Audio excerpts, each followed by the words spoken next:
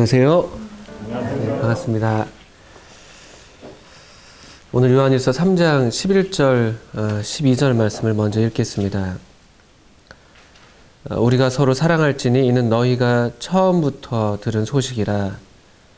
가인같이 하지 말라. 저는 악한 자에게 속하여 그 아우를 죽였으니 어찐 연고로 죽였느뇨. 자기 행위는 악하고 그 아우의 행위는 의로움이니라. 인류 최초의 이제 형제지간의 이야기가 문득 먼저 또 나오고 있는데요. 참 형제지간이 참 재밌는 것 같습니다. 저 오늘 아침에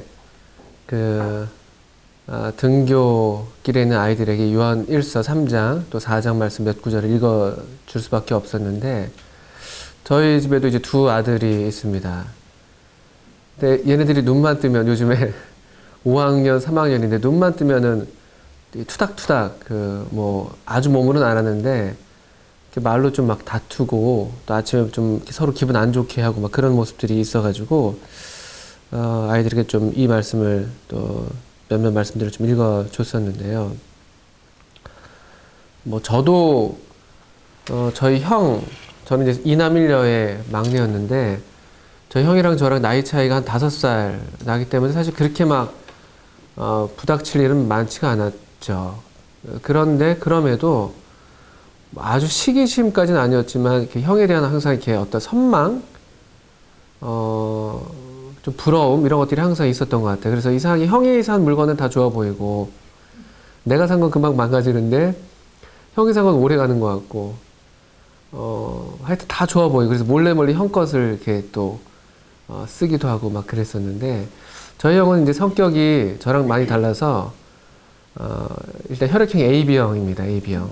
아주 독특한 이제 성격을 많이 갖고 있다고 하는데, 형을 흉보는 건 아니니까요. 근데 형이 얼마나 꼼꼼하고 깔끔한지, 형이 처음 소위 이제 메이커 신발이죠. 메이커 신발을 샀던 때가 기억이 나는데, 형이 돈을 이렇게 꼬박꼬박 모아가지고 무슨 브랜드의 이제 메이커 신발을 샀었습니다. 그리고는 그것을 항상 머리맡에다 이렇게 두고 잠을 잔다거나, 아니면은 어떤 날인지 보니까 언젠가부터는 장롱 위에다 그걸 올려놓고 이제 자더라고요. 밤에 이제 가죽 왁스로 닦고 장롱 위에다 두고 이제 자고.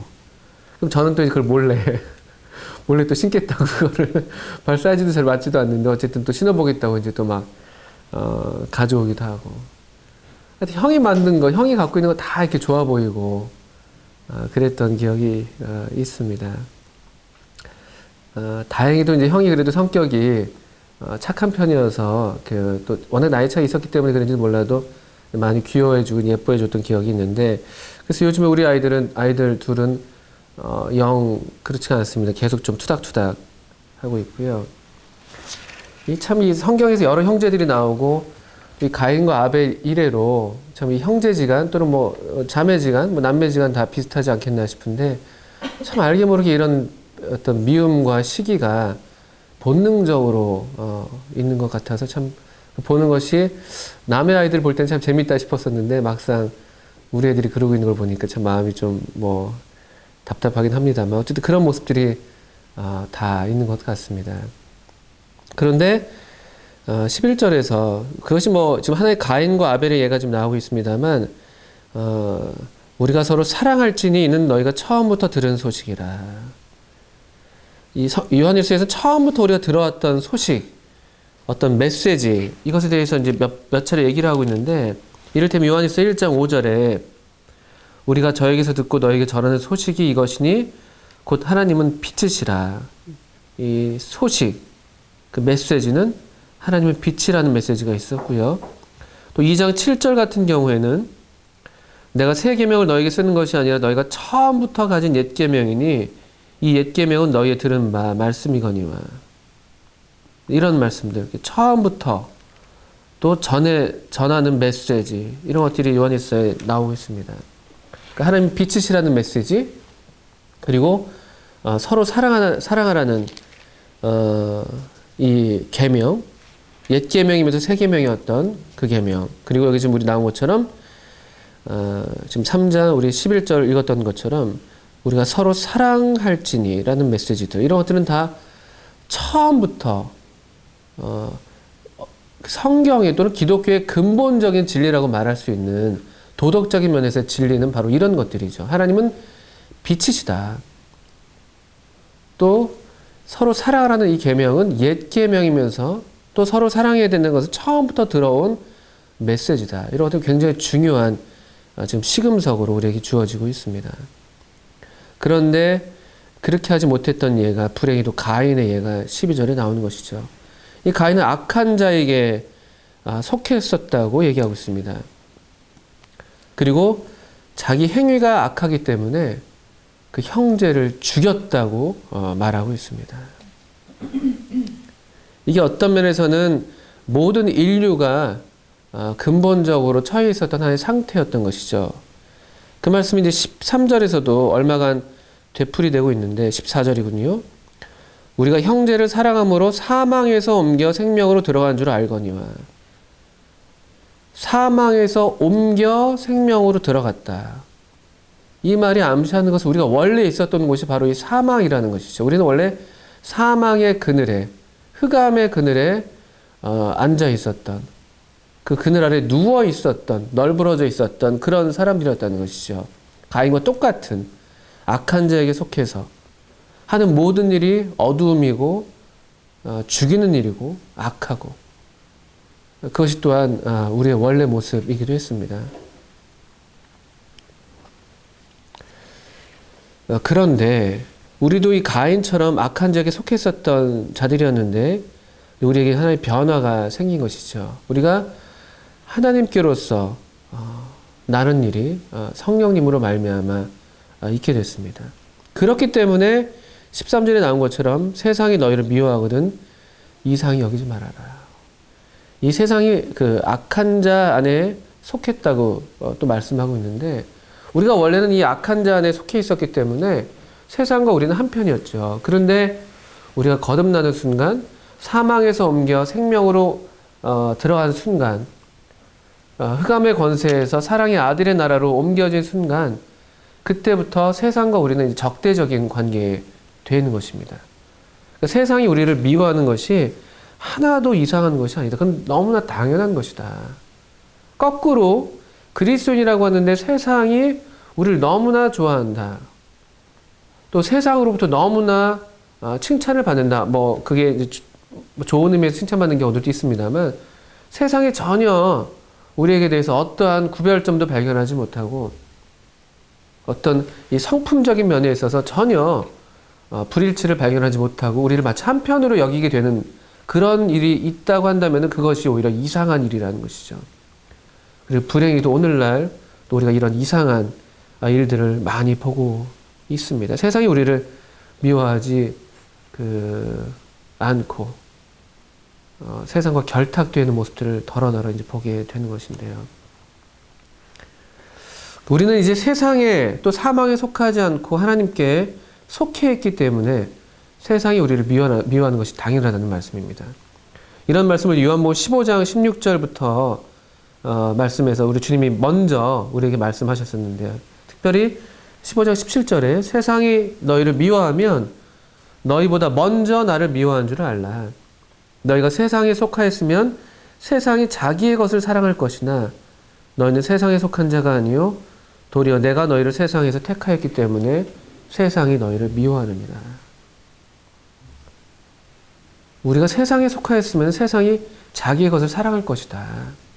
그런데 우리는 세상에 속한 자가 아니다. 도리어 내가 너희를 세상에서 택했기 때문에 세상이 너희를 미워한다.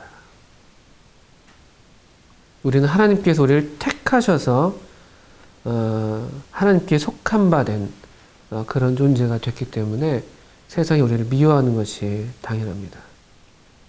왜 이제 우리 뭐 좀 유치한 얘기긴 합니다만 우리 요즘에 이제 중학교 여자애들, 뭐 초등학교 고학년, 중학교 여자애들 이 이제 그 왕따 문제가 많이 심각한데, 애들이 어느 한 그룹에 이제 같이 놀고 있다가 어떤 한 아이가 이제 다른 친구랑 좀 어울리게 될 때 기존의 그룹에서 이제 그 아이를 엄청나게 이제 배타하고 배제하고 그냥 뭐 특별히 얘가 잘못한 것도 아닌데 이제 굉장히 미움을 증오를 갖고, 이유는 단순하죠.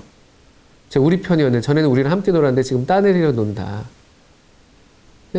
이 사춘기 여자아이들, 뭐 남자애들도 마찬가지지만 특별히 여자아이들이 더 그런 것 같은데, 이 자기 또래 집단, 어떤 자기가 속한 집단에 대한 어떤 그런 정체성을 강화하기 위해서 이 속하지 않은 사람들을 배제하고 미워하고 이제 그런 형태가 나타나는, 사실 이런 것들이 다 어떤 면에서 그런 이 사단적인 면들이 다 있는 것이죠. 그럴 필요가 없는 것인데, 어떤 면으로 그냥 우리 객관적으로만 봐도 전혀 그 아이가 어떤 해를 끼친 게 아닌데도 불구하고 이유는 단 하나입니다. 그 아이가 우리한테 속하지 않았다는 이유로 미워하는 것이죠. 세상도, 이 악한 자 안에 속해 있는 이 세상도 우리를 향해서 그와 똑같은 태도를 보이는 것입니다. 이건 마치 그 여호수아가 가나안 땅을 정복할 때 그 기브아 거민들, 기브온이군요. 기브온 사람들과 화친했을 때, 물론 속아서, 거짓말에 속아서 화친하긴 했습니다만, 기브온이 이스라엘과 화친했다는 소식을 듣고 다른 그 가나안 주변 국가들이 기브온을 공격해 오는 것이죠. 사실 이 가나안 국가들에 있어서 대적은 이 여호수아의 지도 아래에 있는 이스라엘 백성들이 대적이고 그들과 싸워야 될 것 같은데, 희한하게 이유가 기브온 거민을 치러 오는데, 이유는 그가 자기들을 버리고 이 이스라엘에게 속했기 때문에, 이스라엘과 화친했기 때문에, 이유 때문에 공격해 오는 것이죠. 이런 일들이 계속해서 있습니다. 가인과 아벨 이후로도 그렇고, 지금 이 역사상 계속해서 이런 일들이, 세상에 속하지 않았다는 이유로 미움을 당하고 배척을 당하고 핍박을 당하는 그런 일들은 계속해서 있는 것이죠. 요한복음 15장 20절에서 사람들이 나를 박해하였은즉 너희도 박해할 것이요. 사람들이 우리 주님을 박해했기 때문에 너희도 박해할 것이다 라고 주님이 먼저 말씀하셨던 것이죠. 그런데 세상이 너희를 미워하거든 그래서 이상히 여기지 말아야 합니다. 우리가 형제를 사랑함으로 사망에서 옮겨 생명으로 들어간 줄을 알거니와 사랑치 아니하는 자는 사망에 거하느니라. 우리가 사망에서 옮겨져서 생명으로 들어간 증거가 뭐냐? 무엇을 통해서 우리가 지금 어디에 있는지, 우리가 사망에 있는지 생명에 있는지 어떻게 알 수 있냐? 그 증거는 여기 보신 것처럼 형제를 사랑하는 것입니다. 원래 사망이 우리의 상태였는데 지금 우리는 생명으로 옮겨지는 것이죠. 근데 왜 이 형제를 사랑하는 것이 생명으로 들어간 증거가 되냐? 이 생명 또는 영생이라 불리는 하나님의 생명은 그 성격상 사랑이기 때문에 그렇다는 것이죠. 그 생명은 사랑하지 않고는 어쩔 줄을 몰라 하는, 사랑하지 않고는 견딜 수 없는 게 그 특성이란 말입니다. 또 거꾸로 말해서 그 사랑은 누군가를 미워할 수 없는, 미워하는 것을 견딜 수 없는, 스스로가 견딜 수 없는 또 그런 특징을 갖고 있는 생명이라는 것이죠. 생명은 곧 사랑입니다. 사랑하지 않는 것이 사망이고 지옥입니다. 그래서 어떤 그 소설가 도스토옙스키라고 기억하는데, 지옥을 어떻게 묘사했냐면, 지옥이란 사랑할 수 없는 고통, 사랑할 수 없는 고통, 그 지옥이죠. 또는 뭐 C.S. 루이스 같은 작가는 사망을 가리켜서, 사망이란 궁극적 이기주의, 자기 집착. C.S. 루이스가 묘사하는 지옥은 물론 이제 문학 작품이기 때문에 여러 이제 장치와 비유가 있을 수 있겠습니다만, 일종의 영적인 블랙홀 같은, 전혀 타인이 눈에 보이지 않고 이 자아에만 집착되어 있는, 자기밖에 없는, 물리적으로 아무리 좋은 것들이 똑같이 좋은 것들이 있다 할지라도 자기밖에 모르기 때문에 자기 안에 완전히 사로잡혀 있어서 다른 사람을 사랑하지 못하는 그런 상태의 영원한 지속. 그렇게 그 작품에서 묘사하기도 했습니다.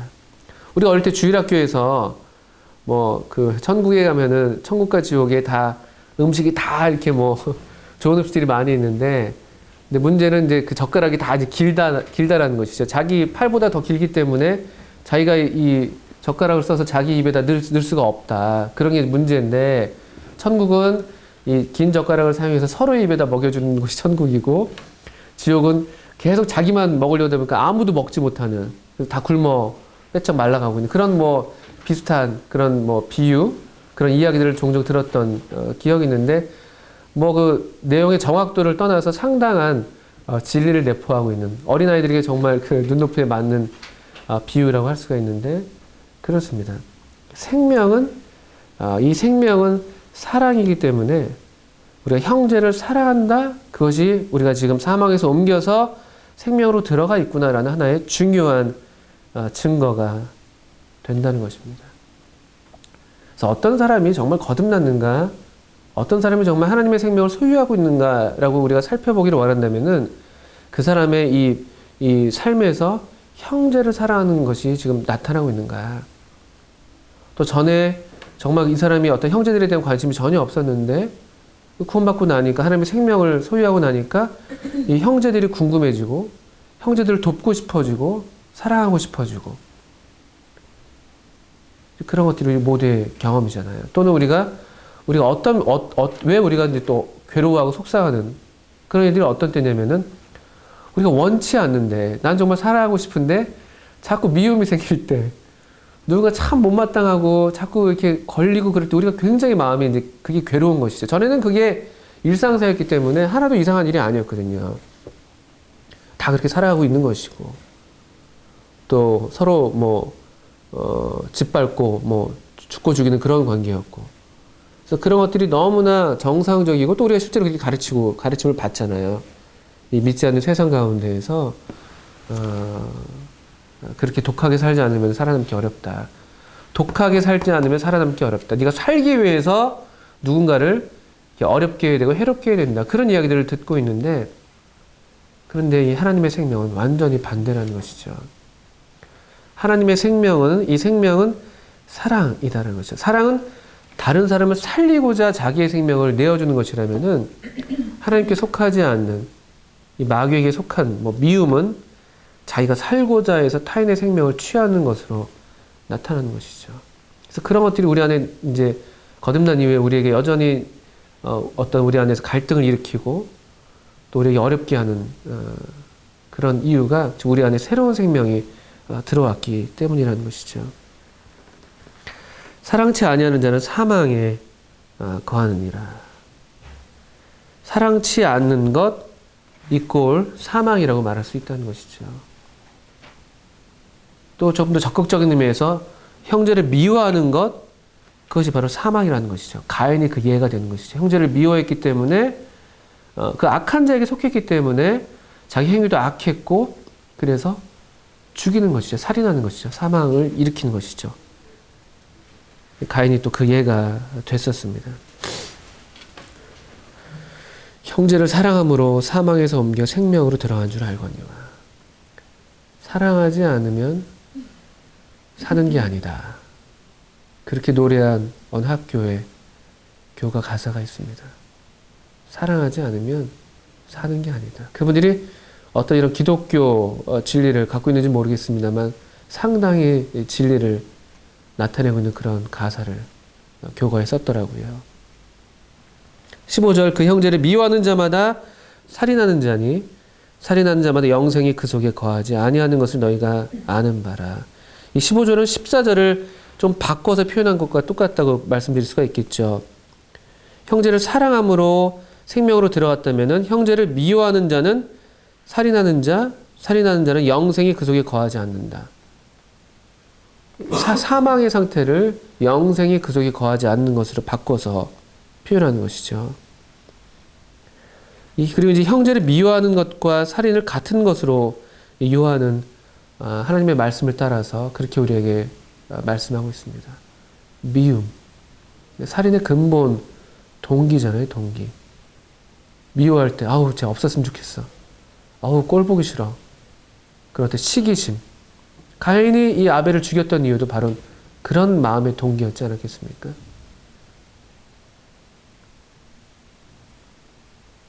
자기 행위가 악하고 그 아우의 행위는 의로웠기 때문에 의로운 아우의 행위가 자기 행위가 악한 것을 드러냈던 것이죠. 그게 싫었던 것이죠. 죄가 없으면은 내가 악한 것도 그냥 악하다 할 사람도 없는 것이고 그게 드러날 일도 없는 것이고. 그러니까 근본적으로 이 사망은 생명을 미워하는 것이고 어두움은 빛을 싫어하는 것이죠. 요한복음 3장에서 그와 같은 진리가 또 나타날 때 있었던 것을 우리가 기억할 수가 있습니다. 이제 16절 오늘날 이제 지금 이제 사랑에 대한 얘기를 이제 요한이 하고 있는데 어떻게 우리가 사랑을 알 수 있는가? 사랑은 무엇인가? 사랑에 대한 많은 이야기들을 우리가 하고 있지 않습니까? 모든 뭐 예술 작품 또는 무슨 요즘 불려지는 노래들은 다 온통 사랑이잖아요. 사랑. 보다도 좀 건전한 편에서 이 사랑을 노래하는 경우도 있고 좀 더 관능적이고 또 그런 면에서 사랑을 노래하는 경우도 있고 많은 사람들이 다 사랑을 얘기하고 있는데 도대체 사랑이 과연 뭐냐라고 그 의미를 밝혀내지 않습니다. 다 제각각이죠. 오늘날은 특히나 더 상당히 뭔가 어떤 육체적인 어떤 경험, 쾌락을 추구하는 그런 방향으로 점점 사랑이 오용되고 있고 남용되고 있는 것을 볼 수가 있습니다. 그런데 16절 그가 우리를 위하여 목숨을 버리셨으니 우리가 이로써 사랑을 알고 싶다면은 사랑이 뭔지 알고 싶다면은 이 요한 1서 3장 16절 말씀 또 우리 또 동일한 3장 16절 말씀에 요한복음 3장 16절 말씀 그것이 사랑이라고 요한은 분명하게 얘기하고 있습니다. 이로써 사랑을 알고 이로써 안다는 표현이 이 이후로 계속해서 반복돼서 나옵니다. 사람들이 많은 얘기를 하는데 많이 안다고 하면서 여러 새로운 정보들을 만들어내고 새로운 지식들을 얘기하고 있는데 정말로 우리가 무엇으로써 참되게 알 것인가라는 이 성경적인 기준, 시금석을 몇 가지를 얘기하고 있는데 사랑에 대한 시금석, 사랑의 표준, 사랑의 기준, 사랑은 무엇이냐? 그가 우리를 위해서 목숨을 버리셨다. 사랑은 목숨을 버리는 것. 그가 우리를 위하여 목숨을 버리셨다. 자기를 위해서 목숨을 버리는 게 아니라 타인을 위해서, 다른 사람을 위해서 자기의 생명을 버리는 것. 이것이 하나님 생명의 특징이고 이 생명, 바로 이 사랑이신 하나님의 생명이 이같이 하시는 것입니다. 사랑이 때문에 자기를 내어주는 것이죠. 한 가지 이제 재미있는, 우리가 주목할 만한 사실은 이 사도 요한이 사랑이라는 단어를 사용할 때, 좀 유의해서 단어를 골랐던 것을 우리가 보게 됩니다. 많이들 들어보셔서 아시겠지만 사랑에 대한 단어는, 사랑을 나타내는 헬라어 단어는 몇 가지 종류가 있습니다. 어떤 게 있는지 기억하시나요? 네. 가장 일반적으로 우리 남녀 간에, 사랑하는 남녀 간의 사랑, 애정을 가리키는 에로스라는 말이 있습니다. 에로스. 좀 이제 관능적인 의미에서 많이 사용되기도 하죠. 그런 사랑이 있고요. 또 반면에 이제 우정을 나타내는 말로서 필로스라는 말이 있습니다. 그리고 가족 간의 사랑을 나타내는 또 한 단어가 있고요. 그리고 이 신약 성경에서만 거의 유일하게 사용되고 있는, 그것도 특별히 요한이 많이 사용하고 있는데, 이 요한은 특별히 요한일서 이 5장밖에 안 되는 이 성경 안에서 이 사랑이라는 단어를 무려 한 50번 이상, 동사의 형태든 명사의 형태든 형용사의 형태든 50번 이상 사랑이라는 단어를 말을 하고 있는데, 거기에 사용된 말이 바로 아가페라는 것이죠.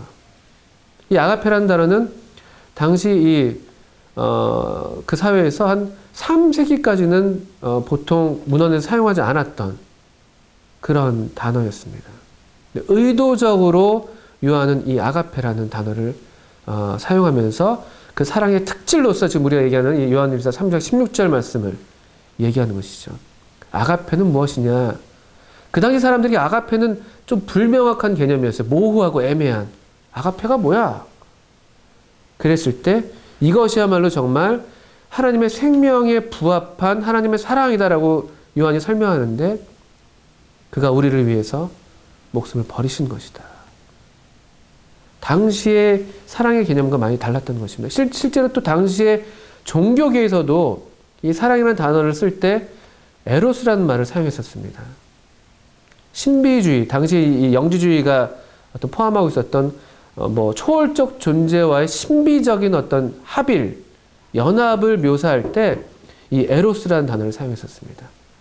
영적인 어떤 황홀경, 마치 남녀 간의 어떤 신체적인 관계를 가질 때 느끼게 되는 신체적인 황홀경과 비슷하게 그들의 어떤 종교적 체험, 그들이 추구하는 종교적 체험을 표현할 때 에로스라는 단어를 사용했던 것이죠.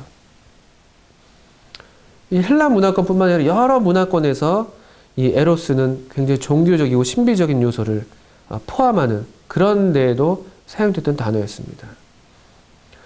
뭐 더러니 영화나 뭐 소설 같은 데서도 좀 나타나는 밀교 의식들 가운데 이 남녀 간의 어떤 성적인 행위가 하나님과의 신비적인 어떤 연합을 체험하게 하는 어떤 통로가 된다라는 그런 이상한 가르침들, 그걸 하나로 봤던 것이죠.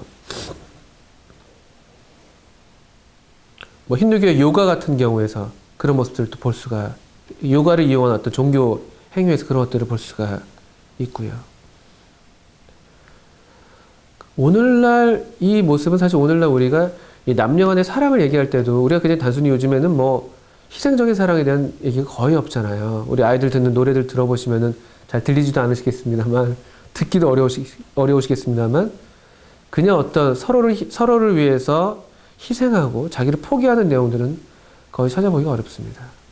그래도 우리 뭐 소위 뭐 7080, 뭐 8090 이때는 그래도 노래 가사들이 상당히 서정적이고 많이 그래도 이런 어떤 그게 불완전하다 할지라도 희생적인 사랑이 좀 맥이 이렇게 가다 있었다면 오늘날 노래들은 전혀 그렇지가 않죠. 하룻밤 처음 만나서 하룻밤을 보내는데 온통 아주 노골적으로 이제 그런 것들도 묘사가 되고 있는 것인데요. 그런 어떤 모습들이 우리 어떤 종교, 특별히 우리 이 성경을 믿는다고 하는 또는 기독교 안에서도 그런 현상들이 사실은 있습니다. 오늘날 소위 우리의 신앙생활 가운데 우리가 추구하는 것이 무엇이냐는 것이죠. 알게 모르게 이와 같은 신비주의적인 요소들이 많이 들어와 있습니다. 어떤 짜릿한 영적인 경험들, 특별한 체험들, 그런 것들을 추구하고 있지는 않은지. 그러니까 사람들이 그런 어떤 짜릿함을 주는 어떤 그런 모임들에는 사람들이 막 모여듭니다. 당장 눈앞에서 뭔가 보여지는, 또 뭔가 사람들에게 특별한 경험을 하도록 하겠다는 그런 허황된 약속들을 하는 모임들은 사람들이 구름같이 모여듭니다. 그런데 천천히 성경답게 성경대로 가르치면서 또 그래서 우리에게 하나님의 희생을 얘기하고 있고 마땅히 우리도 그래서 서로를 위해서 우리 목숨을 버리는 것이 마땅하다는 그런 가르침에는 사람들이 별로 귀담아 듣지 않습니다. 듣기를 좋아하지 않죠. 이런 모습들은 오늘날 사랑을 노래하는 그런 노래 가사들과 이런 어떤 기독교계에서 일어나는 그런 모습들이 상당히 많이 닮아 있다고도 말씀드릴 수가 있습니다. 이 당시에 이 다른 종교계에서 특별히 이 영지주의자들이 사용했던 사랑이라는 단어로서 에로스는 자기 만족과 연관되어 있는 단어입니다. 뭔가를 요구하고 갈망하는 허기진 사랑이죠. 결핍에서 비롯되는 사랑입니다. 그걸 채우고자 사랑하는 것이죠. 우리가 필연적으로 우리가 모두 다 사람이기 때문에 이런 어떤 공허함을 어떤 우리의 본질적으로 또 존재적으로 우리가 갖고 있기 때문에 얼마나 이런 요소들을 피할 수는 없습니다만 에로스는 온통 자기에게 집중되어 있는 거예요. 하나님을 섬긴다고 하는 신앙생활조차도 자기 중심인 것이죠. 내가 기쁘고 내가 평안하고 내가 뭔가 영적으로 뭔가 새로운 걸 깨달아야 되는 것이고 그게 안 되면 뭔가 허기져 있고 눈이 퀭하고 여기저기 기웃기웃하게 되고 디모데후서 3장 4장에서 말세의 징조들을 얘기하면서 사람들이 자기 귀를 만족시키는 그런 교사들을 얼마나 많이 두는지 또 어리석은 여자들을 이 거짓 교사들이 유인하는데 그 어리석은 여자들은요 항상 배워요. 항상 배워. 왜 이렇게 항상 배울까요? 그런데 마침내 진리에는 이르지 못한다고 아주 비극적으로 얘기하고 있습니다. 왜 진리에 이르지 못하냐면요. 자기 중심이니까. 자기를 채우기 위해서 배우고 또 배우고 또 배우고 하니까. 근본적으로 자기 중심의 어떤 이 신앙 행태, 이런 것들이 바로 에로스 사랑과 맞닿아 있는 것이죠. 또 이 에로스적인 사랑은 남녀 간의 사랑에서 우리가 얼마나 경험하잖아요. 뭐 뜨거울 때는 엄청 뜨겁죠. 근데 언제 벼랑간에 갑자기 식어지죠. 그래서 오늘날에는 뭐 남녀 간의 이런 뭐 이 사랑의 그런 상태를 설명하면서 이제 호르몬의 분비, 도파민이라는 호르몬이 이 분비되면서 그런 어떤 각성 상태를 만든다. 그런 의학적 설명들도 하고 있습니다. 그러면서 뭐 우스갯소리 하는 말이 이 호르몬이 언제 사라질지 모른다. 길어야 3년이다. 남자가 이 연애할 때는 엄청 이 잘해주는데 결혼하고 나면은 이제 갑자기 전혀 딴 사람이 되는 것이잖아요. 근데 그 남자는 딴 사람이 된 게 아니죠. 원래 정상적인 자기 모습으로 돌아온 거죠. 호르몬이 이제 다시 억제되면서. 뭐 그런 식으로 이제 설명도 합니다만, 그렇듯이 이 에로스는 통제하기가 어렵습니다. 예측 불가능한 감정에 기준하고 있는 것이죠. 때로는 그래서 무모한 행동을 내가 널 사랑하니까 하면서 막 무모한 행동을 보일 때가 있잖아요. 막 벽에서 머리를 박는다거나 뭐 자해행위를 하기도 하고 좀 극단적인 경우에, 또는 뭐 여러 사람들 앞에서 뭐 시내 한복판에서 프로포즈를 한다거나 엄청 무모한 거죠. 버스 한 대를 완전 통째로 빌린다거나 레스토랑을 아예 뭐 통째로 빌려가지고 뭐 프로포즈를 한다거나 엄청 무모합니다. 그냥 볼 때 상식적이지가 않죠. 근데 문제는 때로 이렇게 좀 영웅적이고 무모한 행동을 할 때가 있습니다만, 그런데 그것이 일관되지 않는다는 것이죠. 일관된 용기를 보이지 않습니다. 그러니까 우리 미혼 청년 자매 형제님들이 계시다면은 이 형제들의 무모한 행동, 너무 없어서 안 되겠지만 이런 또 사랑이 또 뭐 우리 다 그 자연스럽게 또 나타나는 것이기도 합니다만, 또 너무 거기에 매여가지고 그냥 뭐 오빠가 사랑이 변했네 뭐 그런 얘기 하지 않으시면 좋습니다. 또는 오히려 그렇게 막 이벤트 잘하고 뭔가 좀 이렇게 특별한 것들을 잘하는 사람이 연애할 때 또는 뭐 미혼 때는 좋아 보일 수도 있겠습니다만, 그런데 실제로 결혼해서 계속 이벤트 한다고 생각해 보세요. 엄청 싫어합니다. 툭 하면 꽃다발 갖다 주고 뭐 하면은요, 물론 좋죠. 좋은데 이제 어떤 분들은 이제 이 꽃이 얼만데 현실이 이제 되니까요.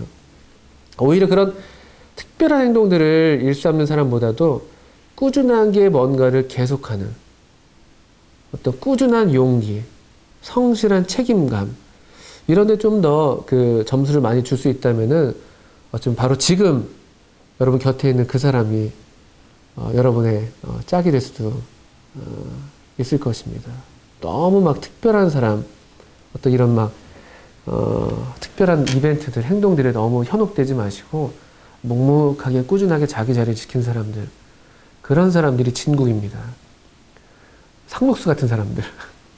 화려한 꽃은 없지만 계속 내내 푸른 사람들. 좀 재미없을지도 모르지만요. 근데 그것이 어떤 사랑을 지속하는 데 있어서, 또 관계를 지속하는 데 있어서는 오히려 더 필요한 요소인 것이죠. 이 에로스가 이제 종교계에서 어떻게 나타나냐면요. 이 에로스는 사실 스스로 하나님께 도달하려는 사람들을 시사한다고도 말할 수가 있어요. 하나님은 무한히 아름답고 사모할 만한 분으로서 이 물질 세계 건너 아주 초월 세계에 이제 계신 것이죠. 그래서 우리도 이 물질 세계의 제약을 뛰어넘어가지고 하나님과의 신비한 연합을 내가 경험해야 돼. 따지고 보면 이것이 굉장히 우리로서 출발하는 그런 종교에 맞닿아 있다는 것이죠. 내가 그런 경험을 해야 해. 나는 그런 어떤 체험, 하나님과 신비한 합의를 경험하는 그런 체험을 해야 해. 그런 어떤 우리 중심의 신앙에 맞닿아 있다고 계속해서 말씀을 드립니다.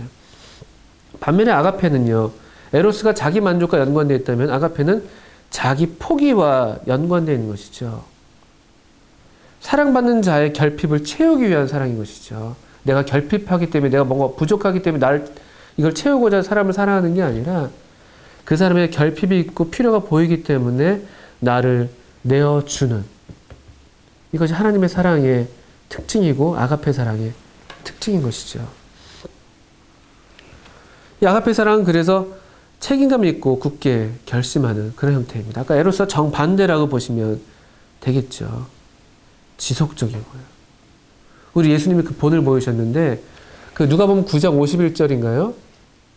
예수님께서 예루살렘을 향하여 가기로 굳게 결심하셨다. 이런 표현이 있습니다. 이런 것들이 아가페 사랑의 특질을 보여주는 좋은 하나의 예가 되는 것이죠. 굳은 결심, 헌신, 약속, 책임.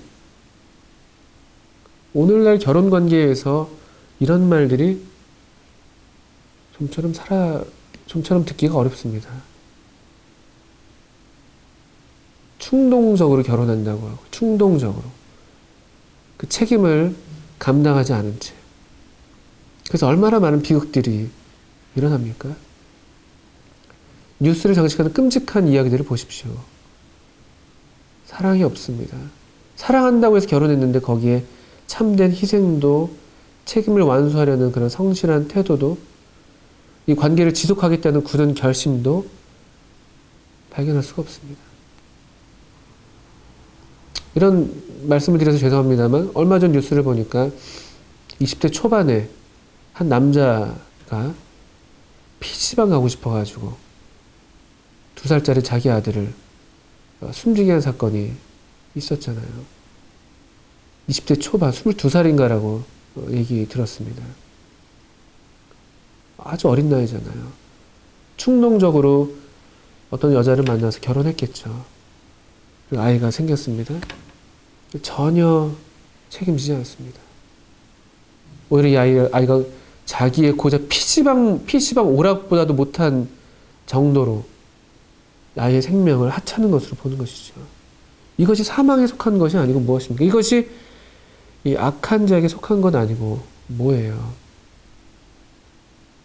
가장 돌봄이 필요한 그 어린아이의 생명조차도 오락게임을 위해서 그냥 앗아가는 워낙 극단적이기 때문에 지금 뉴스화되고 이슈화되고 있습니다만 크든 작든 간에 이 책임을 다하는, 그래서 희생하는, 자기를 포기하는, 자기를 내어주는 그런 참된 사랑이 너무나 희귀한 때에 살고 있습니다.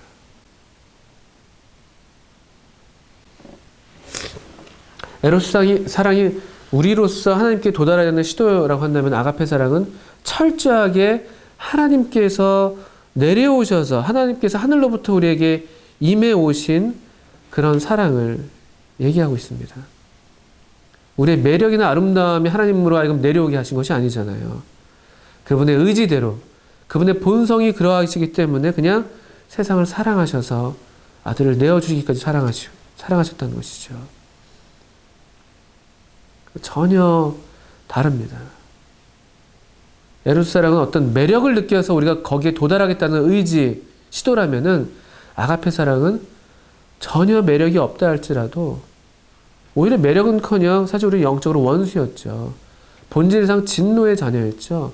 하나님이 딱 보시면은 진노가 그냥 막 유발되는 진노 유발자였죠, 우리가요.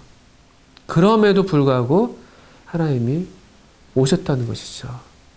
이것이 아가페 사랑의 진수입니다.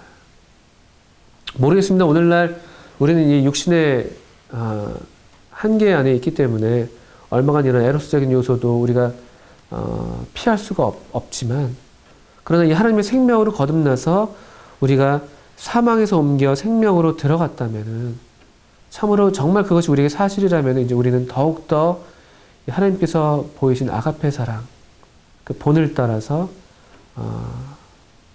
어떻게 형제를 사랑해야 할지, 어떻게 남편과 아내를 사랑해야 할지, 어떻게 우리의 자녀를 사랑해야 할지, 어떻게 우리의 부모님을 공경해야 할지, 이런 것들을 생각해야 할 것입니다. 3장 16절 말씀은 이렇게 되어 있습니다. 그가 우리를 위하여 목숨을 버리셨으니 우리가 이로써 사랑을 알고 우리도 형제들을 위하여 목숨을 버리는 것이 마땅함이라. 우리가 정말 사랑을 안다면은 이로써 사랑을 알고라고 했는데 정말 이 우리를 위해서 목숨을 버리신 우리 주님을 통해서 사랑을 참되게 알았다면은 우리도 어떻게 할 것이 마땅하냐.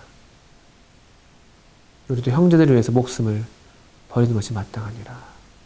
라고 말씀하고 있습니다. 우리 조금 더 이어서 형제를 어떻게 사랑해야 할지에 대해서 또 이제 이어서 말씀을 드리도록 하겠습니다. 감사합니다.